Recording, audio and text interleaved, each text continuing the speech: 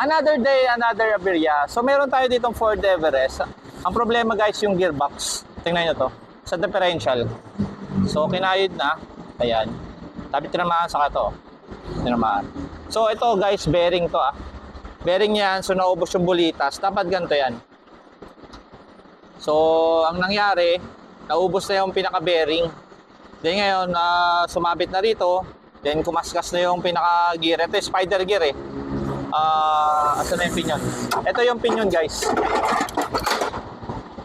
So medyo malalim na yung kanal yan sa pinion. Kaya ngayon nangyari is umi-echo. Kumbaga may whining sound na naririnig pagka tumatakbo na.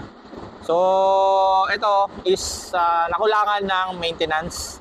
Then ngayon nandun rin namin is puro Alibaba na. Alibaba is yung mga particles na kinayod na kayod na mga bearing.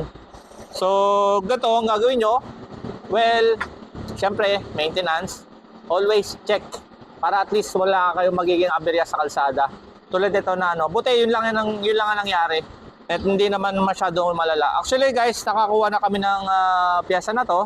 Ang gagawin lang natin is i-recondition na lang natin, then papalitan ng mga bearing.